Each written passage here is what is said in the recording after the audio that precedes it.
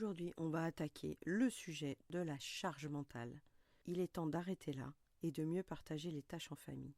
Parce que tu t'éteins, tu t'épuises, tu es dans l'over-control et dans l'hypervigilance, et ça suffit. Chère maman, aujourd'hui, on dégomme la charge mentale. Je te donne toutes mes pistes et mes astuces pour en finir avec tout ça. Belle écoute!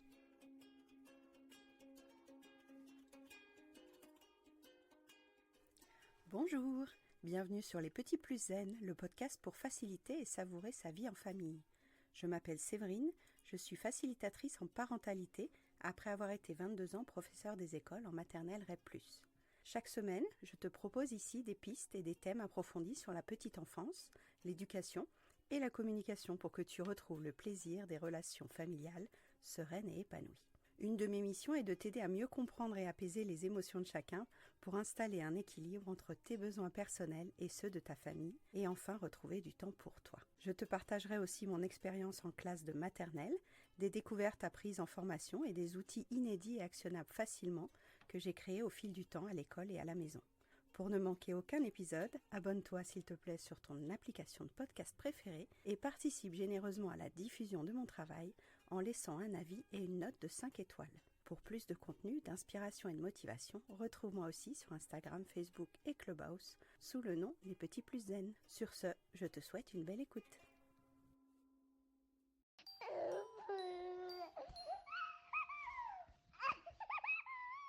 Tu vois très bien cette petite voix dans ta tête de Léopold qui dit « Oh là là, j'ai oublié de penser à prendre le rendez-vous chez le pédiatre, il faut sortir le poulet du congélo, il faut signer le cahier de correspondance, il faut racheter du dentifrice, il faut réserver le centre de loisirs pour les prochaines vacances. » Cette voix, elle continue non-stop. Dans mes formations et conférences, j'appelle ça Léopold. Léopold, il est aussi là pour nous rappeler tout ce qui tourne dans notre tête, tous les jugements, toutes les critiques, et aussi, il fait la liste de tout ce qu'on devrait faire. Je rappelle que ça, c'est complètement subjectif, ce qu'on devrait faire. Et que même quand on essaye de dormir, il y a en continu une liste de choses qui nous arrivent en disant « j'ai pas pensé à ça, j'aurais dû faire ceci » et on refait le match continuellement, avant, pendant, après.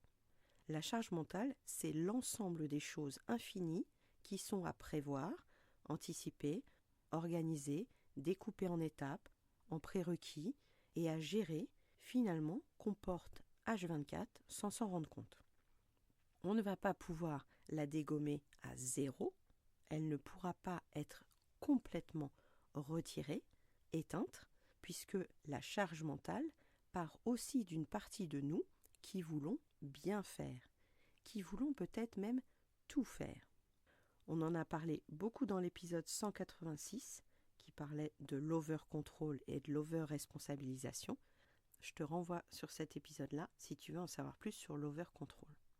Mais si on est factuel, c'est souvent les mamans qui gèrent tout. Les anniversaires, les menus, les lessives, les chaussons perdus, l'écharpe qui a été oubliée, les rendez-vous médicaux, les cadeaux de Noël, anticiper pour les vacances, les billets d'avion. On va aujourd'hui parler de comment alléger la charge mentale pour mieux répartir, partager les tâches en famille, sans se transformer pour autant en sergent-chef qui dirige les autres troupes autour de nous. Et ça, je l'entends beaucoup en guidance parentale en disant « Mais des fois, lui, il me dit t'as qu'à me dire quoi faire. » C'est pas ça qu'on veut. On veut pas quelqu'un qui nous dise ce qu'il doit faire. On veut quelqu'un qui réfléchisse à même niveau de l'anticipation, de la préparation et du rétro-planning à la même hauteur que nous. Petit spoiler, la personne avec qui on vit ne pourra pas avoir les mêmes enjeux à 100% et les mêmes valeurs à 100% que nous dans l'imagination de l'événement, puisqu'on n'a pas du tout les mêmes angles de vue sur les détails et sur la perfection de ce qui devrait être atteint. Donc on va toucher aussi dans cet épisode à l'image idéalisée qu'on aurait de chaque point et de chaque domaine de vie qui ne peut pas être la même que la personne avec qui on vit. Donc on atterrit aussi dans le défaut du perfectionnisme de certaines mamans qui sont un petit peu exigeantes, et j'en fais partie, ce qui me fatigue aussi de constater continuellement que je voudrais faire mieux alors que fait, c'est toujours mieux que parfait. Je vous dis ça très régulièrement en guidance parentale et en conférence et dans les programmes en ligne. Donc repartons de la base. Si tu n'as pas écouté l'épisode 63, on va rappeler que la charge mentale, c'est pas juste faire les choses, c'est penser à quand et comment nous allons devoir les faire. Parce que acheter du papier toilette en soi, c'est pas du tout compliqué. Laver un pull de sport, c'est pas du tout compliqué. Mais savoir que pour aller acheter le papier toilette, il faut faire ce détour-là et qu'on n'a pas la voiture, donc à cet endroit-là, il est plus cher, et que le pull de sport, s'il y a le match vendredi, il faut qu'il soit sec jeudi, donc il faut lancer la machine mardi, prévenir la maîtresse pour la sortie scolaire et retrouver la carte Navigo, ça s'anticipe. Et c'est l'accumulation de délais et de planning et de journées de réflexion pour que toutes les choses arrivent à point nommé qui devient exponentielle dans le cerveau d'une maman qui veut bien faire, qui veut bien être. Et quand ton conjoint te dit qu'il va aider, l'ennui, c'est que c'est toi qui continues à orchestrer. C'est super de demander à chérie d'étendre la lessive, d'aller chercher les enfants et de sortir les poubelles. Mais c'est toi qui as décidé que les priorités et les urgences, c'était celles-là. Donc le travail intérieur et intellectuel d'avoir ordonné les priorités, c'est toi qui l'as fait. Tu as délégué l'action finale, le rendu, mais pas la responsabilité mentale. Une des premières clés à retenir sur cet épisode, c'est que le vrai poids, c'est pas de le faire, c'est tout ce que tu dois garder en tête pour qu'au final, ce soit fait un jour. Et je ne parle pas de fait comme toi tu veux, je parle juste de fait. Parce que ça, on en rigole souvent avec les clientes aussi. Je lui ai demandé de faire ça, mais alors quand il l'a fait, je me suis dit que j'aurais dû le faire moi-même. Tu peux retrouver toute la série sur le temps de 79 à 82 sur les épisodes du podcast. Donc cette charge mentale, tu le sens, c'est épuisant, c'est injuste. Parce que c'est toi qui vis ce surmenage constant de passer ta journée à jongler entre les domaines de vie, le boulot, les devoirs, le repas, les mails de l'école. Et quand tu poses ton téléphone, il y a toujours une petite voix de Léopold qui te dit « Est-ce que j'ai pas oublié un truc ? Est-ce qu'il n'y a pas quelque chose qui devait être fait aujourd'hui et que j'ai laissé passer parce que j'étais en hypervigilance de tous les détails ?» C'est un petit peu comme si tu avais 25 onglets ouverts en même temps sur ton ordinateur, ce qui nous arrive parfois vraiment toutes. Il y a aussi une certaine inégalité dans cette répartition. Parce que lui, ton conjoint, ta conjointe, se dit peut-être qu'aussi, elle fait ou il fait plein de choses. Et c'est vrai, ils font plein de choses. Des choses qui ne nous paraissent pas forcément urgentes et importantes, mais dans la maison, au quotidien, avec les enfants, oui, ils font des choses. Mais c'est souvent toi qui dois réorganiser l'urgence et l'importance, en disant « Ok, là, les baskets du petit, elles sont trop petites. » Parce que lui, il n'avait pas fait attention à ce détail que les baskets étaient trop petites. Et il peut te dire oui, mais de là à décider d'aller tout seul à Auchan acheter une nouvelle paire et te demander au fait c'est quoi sa nouvelle pointure, on est d'accord que la charge mentale, elle reste tout à fait de ton côté. Cet effet de charge mentale aussi, tu l'as sans doute vécu, qu'elle donnait un effet boule de neige à la relation. Parce que plus tu gères, et plus les autres se disent « Bon, elle sait le faire, elle peut le faire, donc je vais lui laisser faire, parce qu'elle, elle fait beaucoup mieux que moi. » Et le nombre de mamans avec qui je travaille qui me disent « Au final, je préfère le faire moi-même, parce que c'est mieux fait quand je le fais moi-même », vous voyez à quel point ça réduit aussi la place de l'autre dans l'interaction. Ça infantilise indirectement, ça minimise le travail et la coopération que l'autre va faire si on lui retire le droit de ne pas faire comme nous, on voudrait que ce soit. Alors il ne s'agit pas d'être hyper pointilleux sur comment on étend le linge ou comment on fait la vaisselle, mais les autres vont renoncer à se proposer, vont renoncer à faire si on leur fait beaucoup de critiques sur leur manière d'aborder le sujet qu'on vient de leur déléguer et proposer. Ce qui peut parfois provoquer même des crises conjugales au niveau des tâches domestiques. C'est un des 3 sujets de rupture, la charge domestique. Et un jour, on risque de craquer et d'exploser pour une broutille, parce que finalement, c'est juste la goutte d'eau finale qui dit « Mais je fais tout ici, mais vous vous rendez pas compte, vous êtes tranquille, vous croyez à l'hôtel ?» Et toutes les phrases qu'on aurait dit à notre ado, à notre mec, à notre enfant. Souvent, on est plus calme avec les jeunes enfants en se disant « c'est à moi de le faire », mais je vous rappelle aussi que les enfants sont ravis de contribuer pour étendre le linge, pour ranger le lave-vaisselle, pour mettre la table, pour mettre dans le panier à linge sale. Les enfants adorent aider. C'est des ateliers de vie pratique Montessori. Donc si vous voulez avoir une charge mentale réduite, vous pouvez, dès que les enfants sont petits, mettre du sens dans les gestes du quotidien pour qu'ils puissent apprendre à les faire. Au début, on perd un peu de temps à leur montrer comment faire, et ça irait plus vite si on faisait tout seul.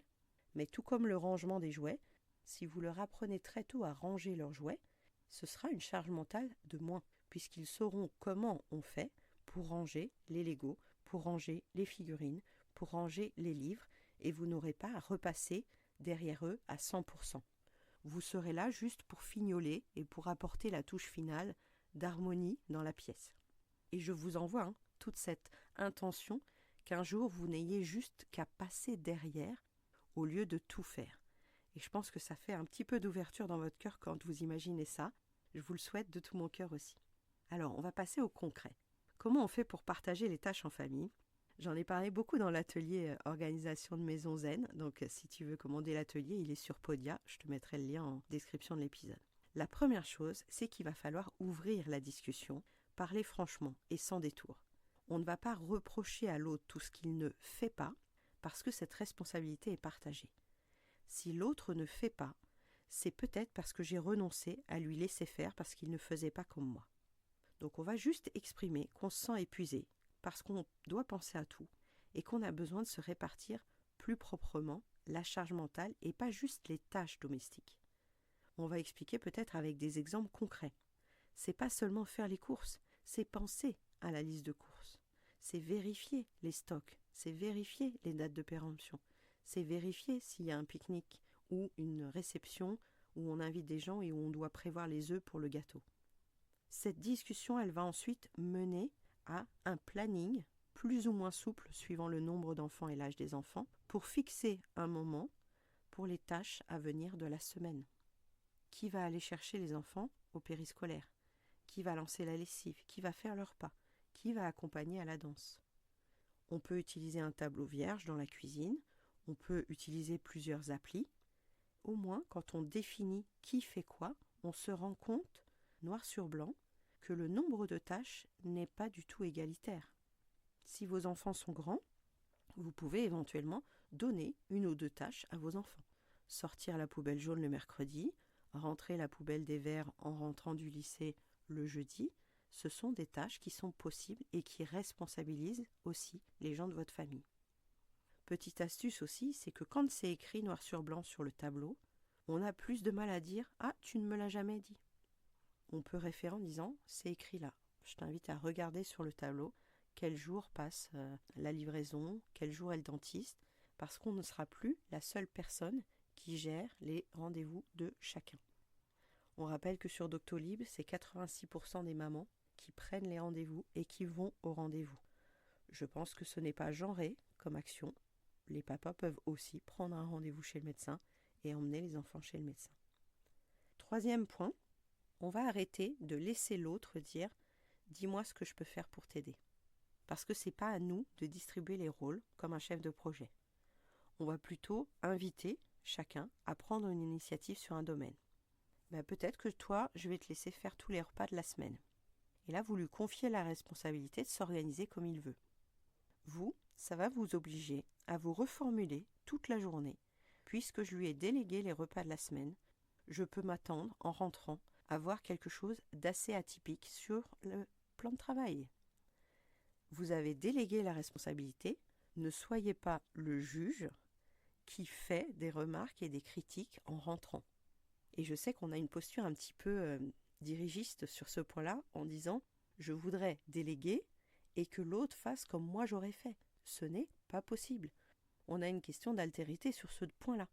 L'autre va faire à sa manière.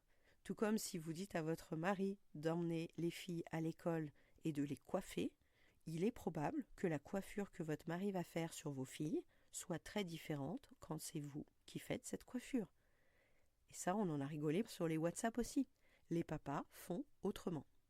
Accepter de déléguer, ça veut dire accepter aussi que ce ne soit pas fait 100% comme vous auriez fait. Ces gens-là qui vous entourent et qui vont vous soulager vont faire à leur manière et vont vous alléger la charge mentale. Non, ils ne sont pas robotisés, Donc ils ne feront pas ce que vous aviez en tête exactement. Ça peut parler des repas, ça peut parler évidemment des lessives, ça peut parler des cours, ça peut parler des inscriptions, des impôts, de la paperasse, des vacances. Soyez prêts, quand vous avez délégué une responsabilité de domaine, à vous dire, du moment que ce n'est pas moi qui ai géré, je peux prendre ce temps pour faire autre chose de bon pour moi. Ne ressassez pas et ne ruminez pas que l'autre ne va pas faire comme vous. Sinon, vous êtes en train de vous grignoter et en effet, ça aurait été préférable de le faire vous-même puisque vous n'auriez pas perdu un temps fou à vous occuper de ce que l'autre allait faire différemment de vous. Le point qui permet de faire marcher tout ça aussi sur la délégation, c'est de prioriser. Quelle est l'urgence là maintenant en 2026 ? Parce que tout ne va pas être parfait, vous êtes en train de faire une mise à jour du système, vous allez devoir choisir un peu vos combats. Peut-être que lire pendant 10 minutes, ce sera plus important que de briquer la salle de bain. Peut-être que ton ado peut vider le lave-vaisselle et que ton enfant de 6 ans peut commencer à mettre la table. Ces choix vont dépendre de ton focus du mois, de ton focus du trimestre. Tu peux aussi créer des routines collectives. Par exemple, tout le monde, après le dîner, range 10 minutes en musique. J'aime beaucoup faire ce fly bingo. C'est sympa le week-end. Vous lancez une petite playlist. Donc nous, on a évidemment Maldon, parce que mes filles adorent ce titre-là. Et quand je lance Maldon, on passe le balai, on passe l'aspirateur, on fait la poussière, on descend le linge sale, on remonte le linge propre, on plie le linge propre, on fait la vaisselle, on sort les poubelles. C'est un temps de qualité en famille qui permet de contribuer à l'ordre et à l'hygiène de la maison. Toutes les références sur Fly Lady sont dans un des épisodes du podcast. Tu peux taper Fly Lady pour retrouver l'épisode. Il y a aussi des temps où tu es plus disponible pour faire des choses qui ne demandent pas d'implication intellectuelle. Très concrètement, dans ma journée, avant d'aller chercher Siana à l'étude, je fais tout ce que je dois faire sur l'ordinateur et ce qui a besoin d'un temps long. Par exemple, lancer la machine. Je peux lancer la machine et après me remettre à l'ordinateur pour envoyer des mails ou pour faire une séance de guidance parentale. Ensuite, quand je vais chercher Siana à l'étude, je peux très bien, pendant qu'on discute, pendant qu'on parle, plier le linge en même temps. À ce moment-là, plier le linge n'est plus une corvée, c'est une manière de faire deux choses dans la même durée de temps qui n'impacte pas la relation et qui n'impacte pas ma zone professionnelle non plus. Si j'avais plié le linge avant d'aller chercher Siana à l'étude, je n'aurais pas travaillé autant. Donc les tâches domestiques auraient empiété sur mon temps de travail. Donc vous allez peut-être pouvoir trouver 2 ou 3 activités que vous faites en dehors des enfants pour être tranquille et qui mériteraient d'être peut-être faites pendant que les enfants sont là pour gagner du temps sur vos autres zones de plaisir ou de travail personnel. Il m'arrive très souvent de faire à manger quand Siana est là. Alors que certaines mamans, je leur ai conseillé en guidance parentale d'anticiper le repas dans la journée parce que quand les enfants rentrent, elles se sentent déjà débordées et elles ne peuvent pas en plus faire le repas pendant que les enfants sont là. Parce que surveiller les enfants, les empêcher de se bagarrer et faire à manger est impossible pour elles. Moi, j'ai la chance dans ma configuration que Siana a 7 ans, Livna a 18 ans, évidemment, elle ne se bagarre pas à l'heure où je prépare le repas. Donc c'est beaucoup plus facile pour moi de faire ma journée de travail, de prendre du temps pour moi quand les filles ne sont pas là, et ensuite quand les filles rentrent de leur travail ou de l'école, de pouvoir passer du temps à échanger, à dialoguer, à rigoler, à faire un jeu de société, à aller à la piscine ou à faire des tâches domestiques avec elles. Non pas, je vous rassure, hein, c'est pas elles qui font forcément les tâches domestiques, parce que ça marche de moins en moins bien avec le temps, mais il y a des moments où je peux faire à côté d'elles. Quand on parle de responsabiliser les enfants d'ailleurs, j'en ai pas forcément parlé là, mais il y a plein de petits gestes que vous pourriez installer dès tout petit.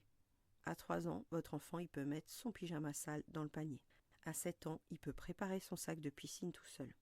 À 10 ans, il peut réfléchir à ce qu'il faut acheter pour sa liste d'anniversaire. Il y a des étapes qui sont pertinentes pour apprendre à nos enfants aussi comment on gère un rétroplanning. Et pour les vacances, je le propose souvent l'été, de réfléchir ensemble à ce qu'on pourrait faire quand on sera là-bas.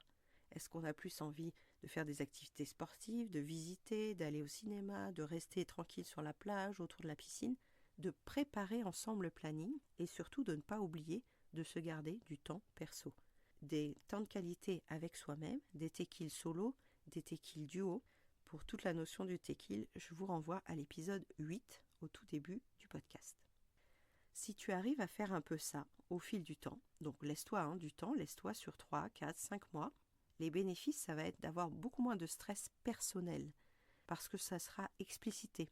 Ta rayure d'expression ira beaucoup mieux. Il y aura moins de tensions et de disputes parce que tu ne reprocheras plus aux autres de ne pas faire. Tu ne rappelleras plus constamment aux autres de vérifier. Tu ne râleras plus autant sur tout ce qui n'est pas fait par les autres et ce qui est fait par toi. Fly Lady a une expression aussi de sortir du rôle de victimisation de celle qui fait tout. On est celle qui fait tout parce qu'on limite les autres à nous aider. Au début, ça pique un peu d'entendre ça, mais pareil, je vous invite à réécouter l'épisode sur Fly Lady si vous voulez en savoir plus sur sa méthode, qui vraiment est révolutionnaire et a changé une grande partie de ma vision de la maison. Ce qui permettra aussi, et elle le valide complètement, Fly Lady, de prendre plus de temps pour toi. Moins de ménage en solo, ça veut dire te poser, lire un livre, aller au spa, prendre un bain, voir une copine, aller te faire une expo, écouter un podcast.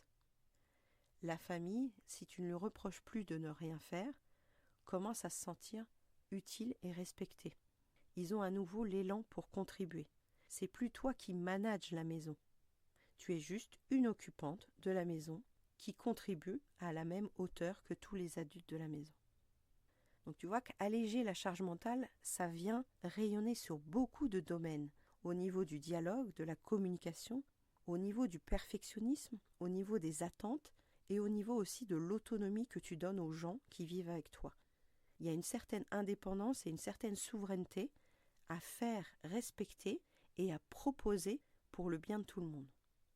En tout cas, sache que c'est jamais un caprice de se dire débordé et d'avoir une charge mentale, c'est aussi une question de survie. Si tu vas vers l'épuisement à cause des tâches, à cause de l'organisation de ta maison, il est temps de dire stop. Il est temps d'arrêter de prendre tout en charge. Tu n'as pas à tout gérer seul. Les personnes qui vivent avec toi devraient être co-auteurs et co-responsables de l'état dans lequel tu te mets quand c'est toi qui gères tout.